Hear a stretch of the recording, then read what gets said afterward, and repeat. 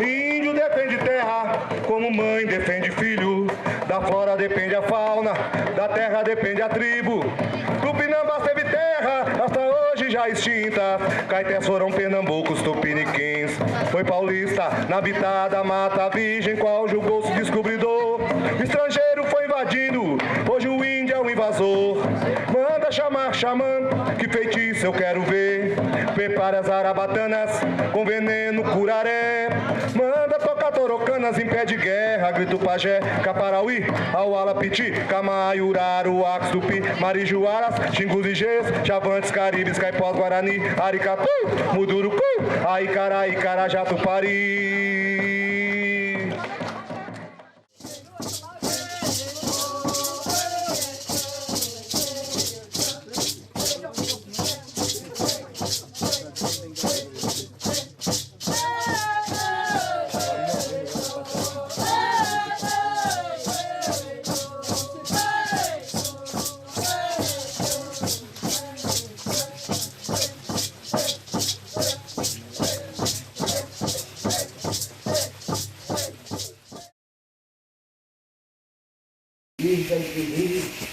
Ele nasceu aqui, o pai dele nasceu aqui, então é o direito nosso ser dominante e a gente sustenta em casa. E a gente está pedindo, então, urgentemente, a gente quer saber a resposta rapidinho, urgentemente também, é da demarcação de terra. Esse é o direito, se é o direito indígena é respeitado, tem que ser demarcado a terra. Porque a demarcação da terra, a gente tem muita coisa para fazer, né? A demarcação, educação, alimento, moradia, segurar água, segurar ambiental. Ambiental nós temos que segurar. Não é só isso que a gente tem que, né, o governo tem que apoiar nessa parte aí, porque o governo é responsabilidade de tudo.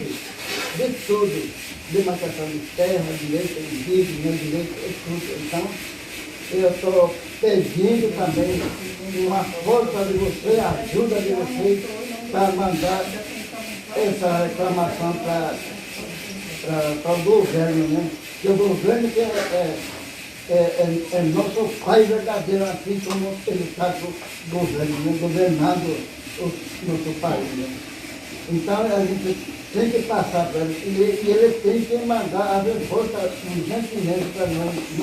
Não pode demorar mais, porque essa terra de demarcação aqui já foi publicada, já foi aprovada, só falta, né, o serviço dele assinar para tudo e não demarcar a terra. Angari Joinha Chanal, boa tarde para todos, para todas. Um prazer conhecer que eu não conheço. É pela primeira vez que eu estou vindo aqui, nessa terra sagrada.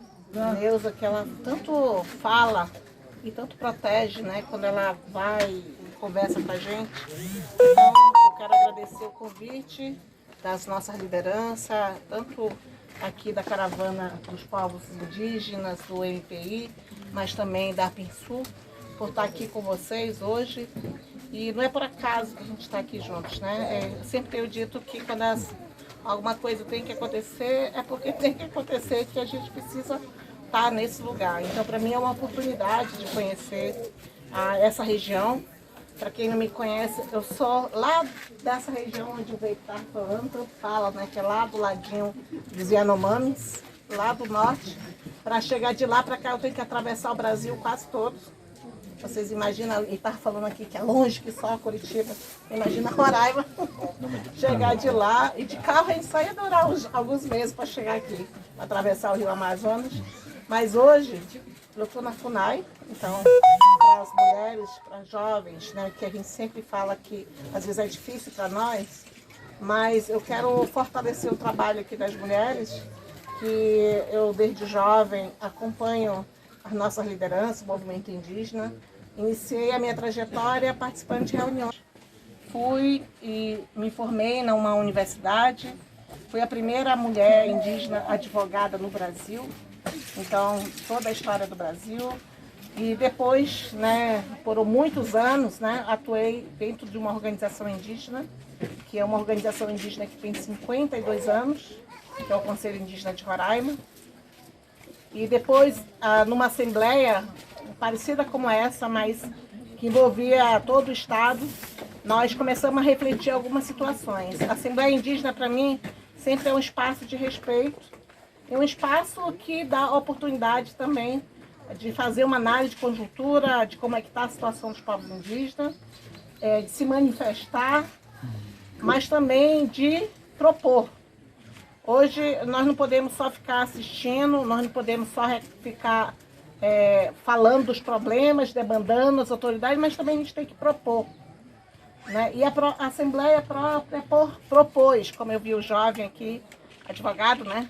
Propondo que vamos assumir a nossa responsabilidade com os nossos projetos. Isso é uma proposta. Então a Assembleia de Roraima também propôs a gente ter representatividades na política.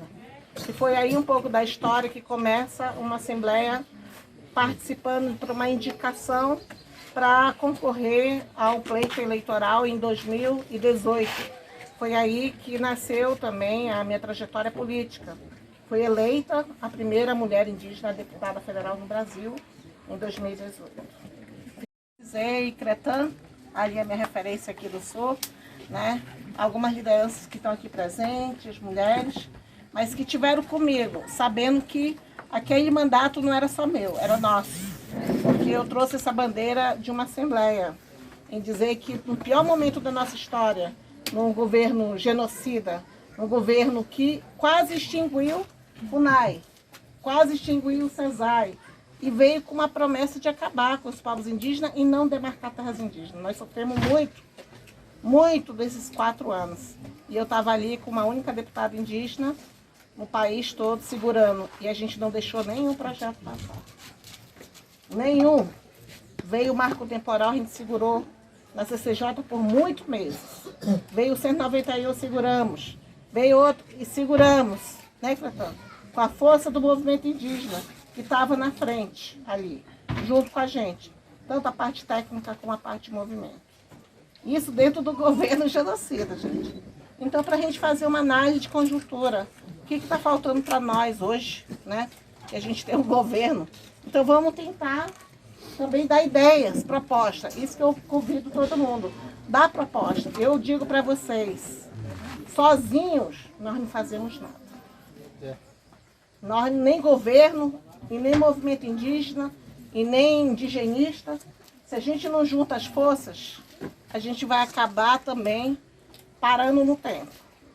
Em 2022, a nossa lei, ela tornou mais rígida o percentual eleitoral, mas eu não desisti e eu não peço que vocês desistam. Por quê? Porque para nós é extremamente estratégico ter representações políticas no nosso país, nosso estado, nossos municípios.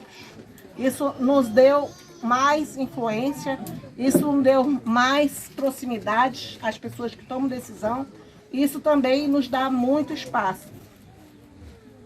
Então, quando a gente veio para a FUNAI, quando eu assumi com compromisso também. Da mesma forma que o Veire conversa com a ministra Anícia, quando eu fui convidada a conversar com o presidente Lula. E eu não fui sozinha. Eu chamei algumas lideranças indígenas para estarem comigo, para testemunhar essa conversa. E eu falei bem claro, eu não quero interferência política na FUNAI. Apesar de eu vir de um partido político, eu não queria ter interferência política, porque eu via que às vezes FUNAI servia de espaços para políticos assumirem cargos para depois cobrarem. E eu falei que eu não queria. Eu queria que as coordenações regionais fossem indicadas em consenso com as nossas comunidades, com as nossas organizações. Eu queria ter essa autonomia. Demos ok. Eu queria justamente que fosse prioridade do país. Com o presidente Lula, sim. Vamos dar prioridade. Mas quando eu assumo a FUNAI, eu vi que o desafio era muito grande. Essa FUNAI toda que a gente exige presença nas regiões, que muitas vezes é difícil eu justificar e responder para a liderança. Quando chego lá dizendo que a FUNAI não foi, que não tem carro para apoiar as lideranças, que não tem projeto, cadê a FUNAI daqui? Não sei nem se esteve aqui ou não, mas a FUNAI, os servidores, estavam muito perseguidos. Hoje nós temos um quadro de 1.326 servidores efetivos para o Brasil todo. Não é só lá em Brasília, não, é o Brasil todo.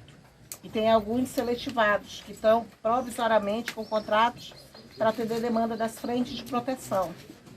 E alguns terceirizados que são contratados pontualmente para secretariadas executivas lá em Brasília e em algumas regionais. Então, o quadro da FUNAI é muito reduzido. E a primeira coisa que a gente identificou era que precisava valorizar os servidores, porque não adianta colocar recurso ou ter projetos se não tem quem executa. FUNAI é diferente do Ministério dos Povos Indígenas. O MPI veio para fortalecer a causa indígena, a FUNAI e os povos indígenas em todos os âmbitos. FUNAI, ela é uma autarquia, apesar do nome fundação, ela é uma autarquia criada por lei. Então ela é executivo, ela é igual ao CESAI.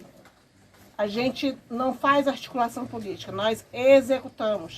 Analistas na nossa área, cada um tem cerca de quase 1.000 processos para cuidar. E nós só temos 12 servidores especialistas no Brasil todo. Então, assim, a gente tem esse quadro negativo que eu peguei ali. Servidores estressados, pessoas que estavam cansadas, servidores antigos. Muitos deles, só para vocês terem uma ideia, estava falando para a Josi há pouco, tem 500 pedidos de aposentadoria para o ano que vem, e compulsória.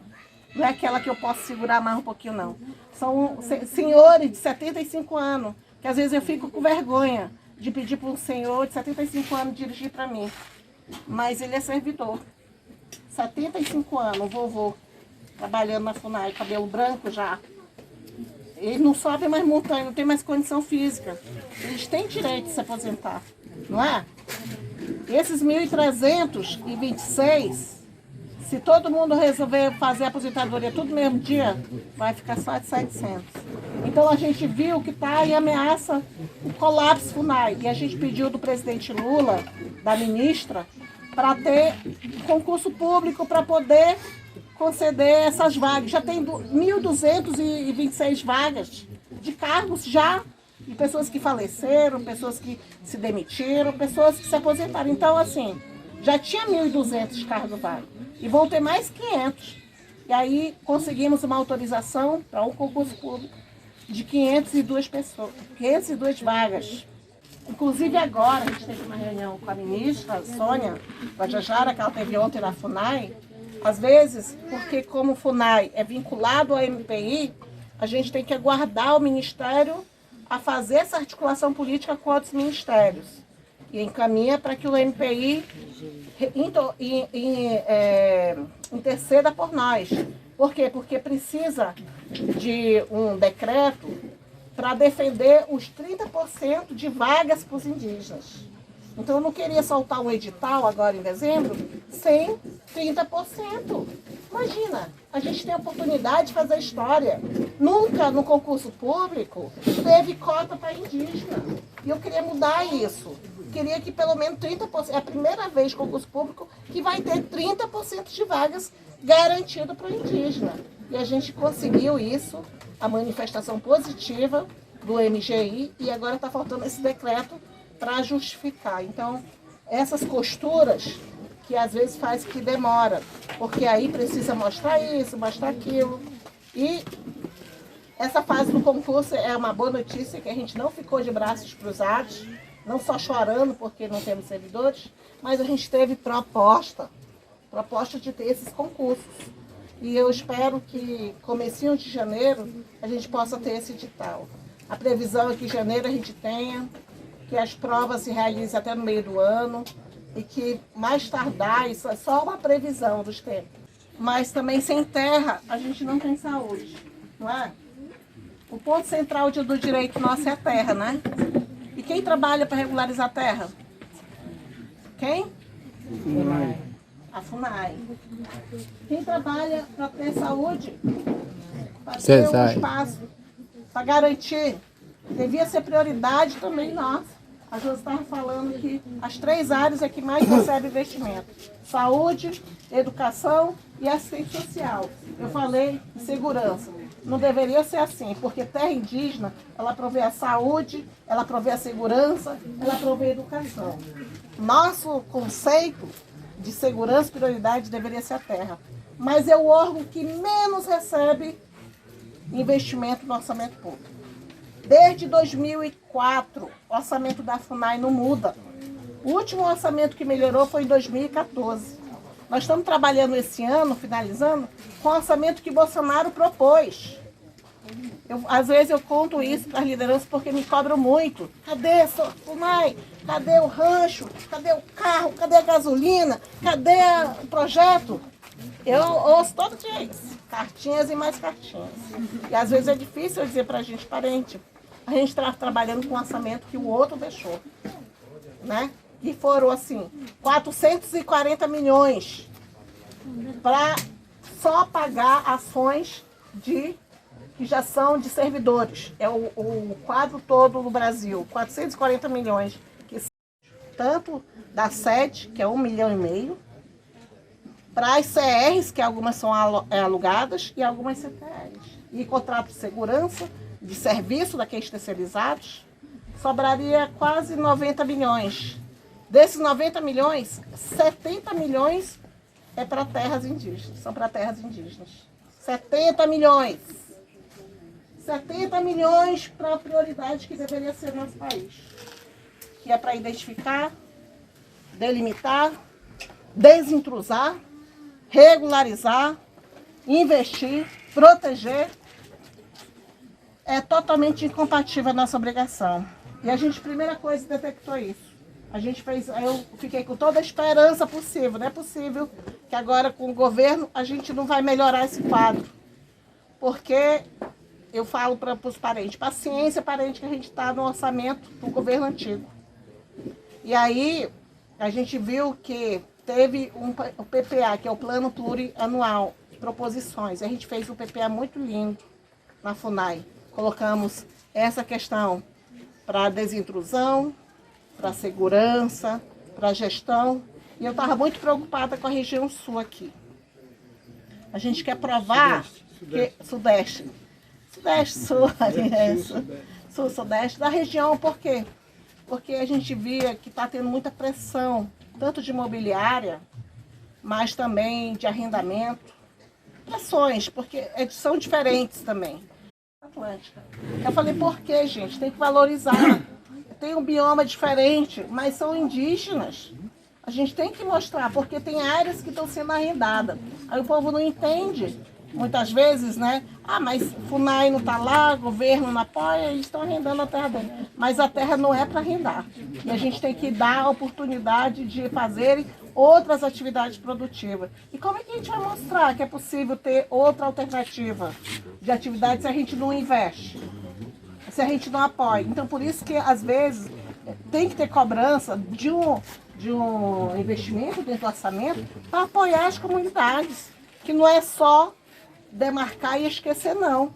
Tem a parte de saúde, educação, saneamento, tem a parte de atividade produtiva, desenvolvimento sustentável, manter a segurança. Então, não é somente demarcar, homologar, não. Tem que ter toda a gestão territorial. Então, eu queria muito colocar nesse PPA essa parte de gestão. Então, coisas que estão totalmente invisíveis dentro do orçamento. Então, a gente encaminhou lá para o MPI. Foi difícil. A gente tinha um orçamento de 225 milhões do Bolsonaro. A primeira proposta que me deram foi 250, esse orçamento de positivo. Aí eu chorei. Eu falei, não, Sônia, por favor, você vai aumentar 25 milhões só? A Sônia, não, mas eu até, isso aqui. Eu falei, gente, vamos aumentar. Porque eu estou cansada de falar para os parentes que o orçamento está pouco. Aí aumentou agora, né, foi proposto para nós 304. Gente, eu estou falando para os parentes ajudarem a falar também que é importante. Porque sem terra não vai ter saúde, não vai ter educação e não vai ter segurança. É lamentável. Se a gente não regulariza as terras indígenas, de onde que vai vir a saúde? Pode vir aí vários carros da CESAI, mas não vai ter terra para ele ir. Então a gente tem que ter um discurso que saúde é importante, educação é importante, segurança é importante, mas a terra também é importante. Não é querendo disputar recurso com a saúde nem com a educação, mas tem como colocar também que e agora mais que nunca eles vão querer que a gente pague as indenizações de terra nua. Aí vão falar, mas vai ter crédito extraordinário. Graças a crédito extraordinário que a gente está fazendo a ação de Yanomami, na ação que as organizações indígenas entraram, de ADPF 709, que nos deu 149 milhões. Porque se não fosse esses 149 milhões, a gente não teria condição de fazer desintrusão nem em Yanomami, em lei, em outras terras indígenas que vocês estão vendo aí. Mas isso aí é uma luta nossa, tá? Não é só da ministra Sônia, não é só da Joênia, porque a ministra também sofre quando ela vai pedir. Ela sempre pede, mas aí a ministra, os ministérios ali, cada um puxa para um lado. Então tem que ser uma voz dos povos indígenas. Dizer que a gente precisa também, uma coisa que eu falei lá na COP, se a gente fosse exigir do nosso orçamento da União a percentagem total do que tem as terras indígenas, não seria só isso. Nós temos 14% da terra indígena do Brasil. No mínimo teria que ser os 14%. A gente fez um cálculo que apresentou de 540 só o básico, milhões. Orçamento discricionário. Que mais somado aos 400 dá 1 bilhão e 200 por aí. Pelo menos isso. Para a gente trabalhar o ano. Porque senão a gente vai estar reclamando o ano que vem de novo. Que a gente não tem carro, que a gente não tem combustível, que a gente não tem como apoiar projetos, que a gente não tem como cumprir com os GTs. E aí esse é um pouco do cenário de orçamento que eu queria passar para vocês. Mas só que a gente não ficou de braços cruzados também.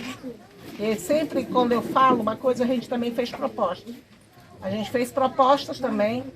Junto com a MPI, a gente elaborou uma cartilha que a nossa ASPA organizou, que é para buscar as emendas parlamentares, emenda dos deputados. Eu, quando era parlamentar, eu colocava toda na metade da minha emenda na saúde indígena.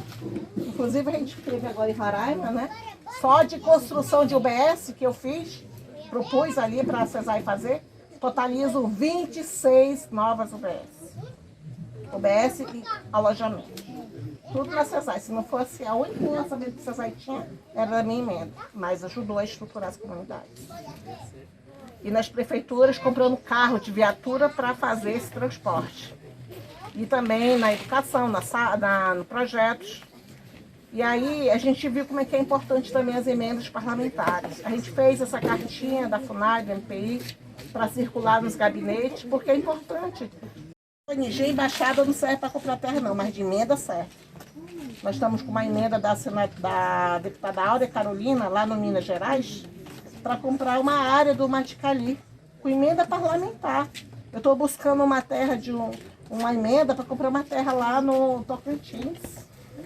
Entendeu? Mas dá para comprar terra, porque enquanto demora esse processo de demarcação, às vezes tem um fazendeiro que está ali, quer vender, quer ir embora, vai lá e compra, e entrega na mão indígena e se torna uma reserva. Depois a gente transforma na área da terra indígena. Então, assim, emenda a gente foi atrás.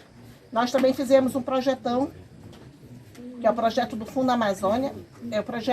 O nome diz que é para a Amazônia, né? Mas ele vai desafogar outra parte do recurso que tem na FUNAI. Se pelo menos a gente conseguir apoiar a Amazônia, o orçamento anual já pode ir para outras regiões. Né? E tem 20% do orçamento também para ajudar as outras áreas. Dentro do Fundo Amazônia, nós colocamos recurso para fazer gestão territorial, para dar essa questão de apoio para os projetos nas regiões.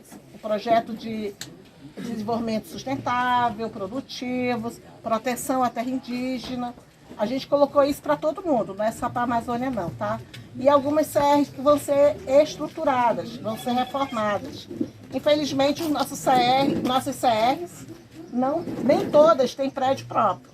O projeto só vai poder apoiar quem tem prédio próprio da FUNAI.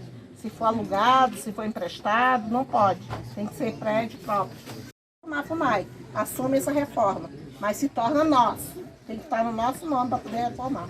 Então, a gente está correndo atrás dessas alternativas. Essa é a proposta que a gente achou para equilibrar esse orçamento. Nós também abrimos a parcerias.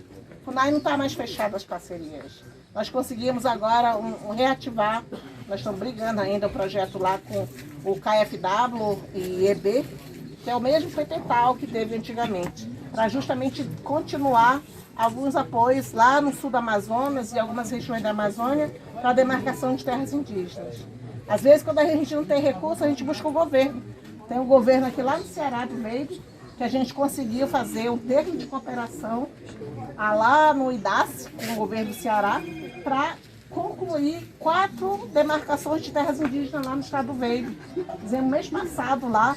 A gente não tem dinheiro, mas o governador disse, eu quero ajudar. E aí fizemos esse termo de cooperação.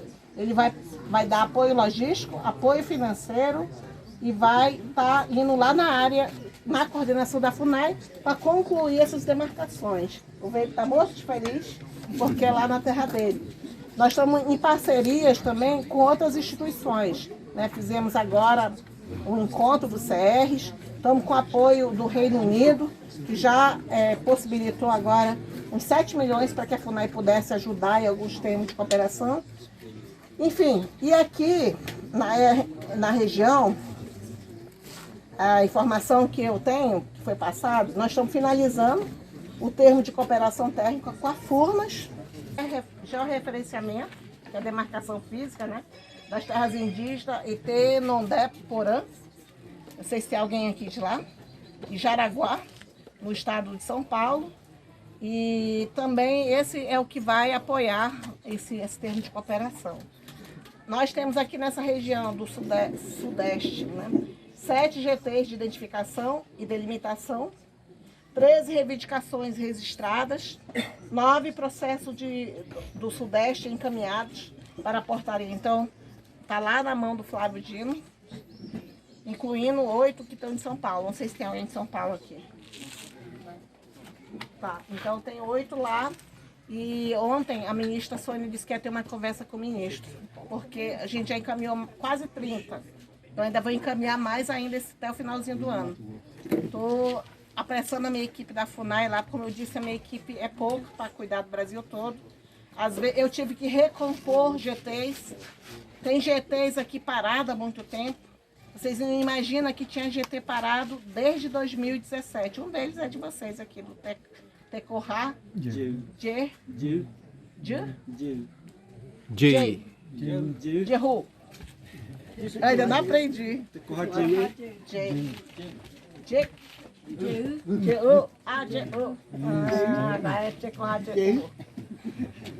Eu sei, mas uma delas, né, a gente quando assumiu a FUNAI, tinha muitos processos engavetados.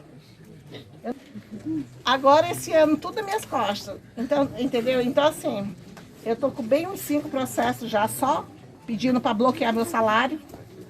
Porque, é sério, eu já ganho pouco, já quero bloquear meu salário, porque não demarcou, porque não identificou, porque não tirou. E a gente sabe das limitações. Nós temos mais de 500 processos lá no sistema da FUNAI. E temos vários GTs. Então eu tive que recompor alguns GTs. Por quê? Porque os antropólogos, as pessoas que faziam parte, não estavam mais lá. Saíram, se aposentaram, o processo estava tanto tempo parado que não andaram.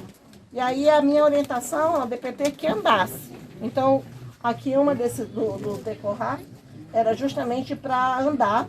Eu sei que ele foi feita a publicação em 2017, e aí desde lá parou.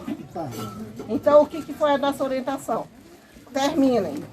E aí eu tenho uma novidade boa para vocês, que eu já falei, né, que precisa a análise técnica para receber todos os documentos. Então, a nossa diretora Janete me passou que estão finalizando esse ano ainda a análise das contestações. Então, esse ano a gente entrega o relatório dessas contestações. Foram poucas até, foram 5 contestações que a terra teve. Então, 5 é pouco, porque eu já vi quase 600, 700. Então, 5 para mim é pouquinho. Então, tão logo a gente termine, eu digo para vocês que ainda este ano foi o prazo que a equipe deu, que já vai concluir essas análises dessa contestação, que estava parada desde 2017. Então, para mim, já é uma alegria concluir essas análises, tá? E tramite para nós também aqui. Então ótimo, que bom. E agora a gente vai passar para, depois que terminar, a gente vai mandar para a Procuradoria para saber se ninguém entrou com ação. Eu espero que ninguém tenha entrado com ação desses aí. E depois a gente vai mandar para a ministra, aí a ministra encaminha para o ministro da Justiça, que eu não sei quem vai ser. Porque vocês estão sabendo que o ministro da Justiça fez toda a, como é que se diz, a sabatina para ir para o Supremo. Então ele passou, ele vai assumir o Supremo Tribunal Federal. Mas eu espero que antes de ele ir para lá, pelo menos declare algumas terras indígenas. Vai ficar feio para ele. O único ministro do governo Lula que não declarou nenhuma. E olha que a gente trabalhou muito, porque quando assumi lá em fevereiro, a presidência da FUNAI, a ministra, pediu, cadê os processos? Quero encaminhar tudo no dia 19 de abril. Eu deixei meus servidores doidos, porque quem faz esse trabalho é a FUNAI, né? De fazer atualização, procurar saber se não tinha uma falha, porque a gente tem que ter cuidado para evitar o máximo de judicialização possível. Então a gente preparou 28 terras para declarar. Caminhamos para a ministra, a gente estava aguardando, só que ela foi tirada a competência dela, e estava aguardando que fosse declarada, e nenhuma foi. Acabou o ano todinho. Eu ainda vou declarar mais 2 ou 3 áreas indígenas. Eu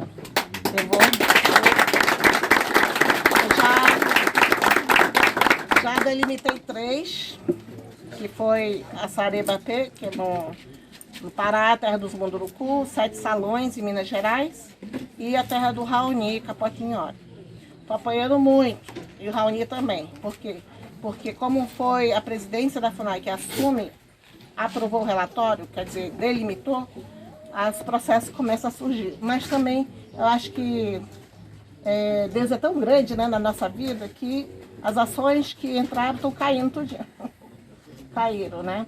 E esse marco temporal, ele não me assusta, não. Eu sei que nos preocupa. Mas eu já vi tanta coisa acontecer, não sei vocês que são mais velhos, né? Porque desde mais nova que eu já acompanho, mas coisas piores já aconteceram.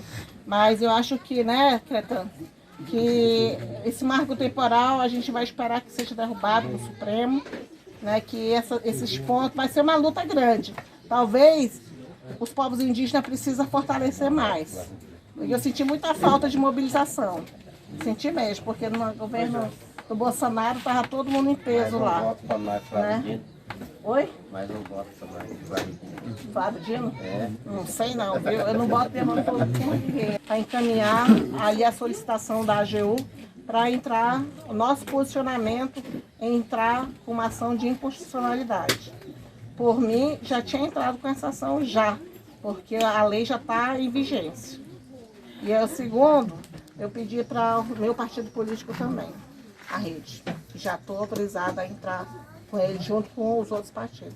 Então entra totalmente pela União, mas também eu acho que junto com a PIB, eles já estão propondo essas ações para não ficarem pau. Então a gente está caminhando todo mundo junto para bater contra esse marco temporal.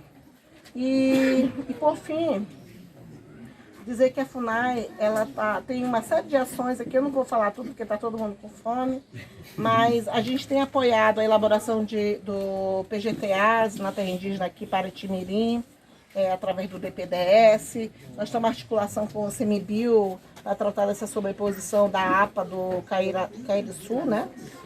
Estamos com apoio ao MPI para realizar essa consulta prévia e informada na terra indígena Renascer sobre a elaboração do PGTA. Houve, por parte da FUNAI, o apoio técnico e logístico. Muitas vezes a gente tem que se planejar quando o MPI, porque o MPI é um órgão articulador, né? De promover, de discutir, e a FUNAI é o executor. Mas a gente tem que estar caminhando junto, nós dois, não tanto para sobrepor atividades, atribuições, mas também para não atrapalhar as atividades já planejadas na nossa CR. A gente tem esses apoios são pequenos, mas estejam à vontade de solicitar esse apoio à atividade produtiva. Nós estamos com a diretora Lúcia Alberta, que ela recebe essas proposições. Tem apoios pontuais para apoiar a Assembleia. Eu até perguntei para ela se a gente tinha recebido algum pedido daqui dessa Assembleia, porque às vezes a gente pode ajudar esses encontros de mulheres, de jovens, a fazer alguns projetos de atividades produtivas, de alguma situação que discute mais a coletividade. Então, que vocês fiquem informados que pode encaminhar essas proposições para a nossa CR, ele inclui no planejamento dele e a gente manda para o DPDS, tá? E também nós temos a diretora DPT, a Janete. Muitas vezes a Janete é a parte de fiscalizar, principalmente quando tiver conflitos aqui, por favor, não deixe de registrar. O conflito é para ser registrado, mesmo que a polícia não instaure ou não investigue, a gente tem que registrar por nós. A gente manda urgente lá para a segurança pública, para que tenha o apoio da Polícia Federal, da Força Nacional que estão aí, né? Então é necessário que vocês nos informem. Minha solidariedade a Neuzinha, eu sei que tu perdeu teu irmão aqui nessa luta, né? E que a gente só reforça que a gente não quer perder mais ninguém, tá? A gente quer manter essa área livre de qualquer ameaça, mas é preciso a gente caminhar juntos também, tá? Eu sou a executiva. Todo mundo, para viajar, para receber diário, para fazer contrato, passa pela presidência. Eu chego em casa à noite e, às vezes, ainda vou liberar pelo sistema. Eu quero mudar isso. Eu quero colocar. Não é que eu gosto de fazer isso, não, tá, gente? As cartas que vêm das comunidades, deixa o coordenador isso, mas não fui eu que fiz. Foi o presidente antigo. E eu já estou pedindo para mudar isso. Porque deixa ele assumir essa responsabilidade também. Porque, às vezes, vem só para o meu CPF. E eu quero repartir essa responsabilidade com ele para melhorar esse trânsito. E eu já disse para eles, se a comunidade pedir a presença da FUNAI, vá. Não fique esperando a presidência liberar para vir, não. Depois ele informa. Se for urgência, você vai responder porque não foi. Não é porque o presidente não liberou, não. É porque você não foi. Porque eu já orientei que se tiver um caso de emergência, eles têm que estar presentes. A não ser que aconteça algum problema. Mas a nossa orientação é para estar andando lado a lado dos povos indígenas. Então é isso. Muito obrigada. Eu quero aqui agradecer esse espaço. Para mim é importante poder prestar esse relato da FUNAI. Às vezes a gente acha bonito, tem uma presidência indígena na FUNAI, mas ninguém sabe o que está passando, né?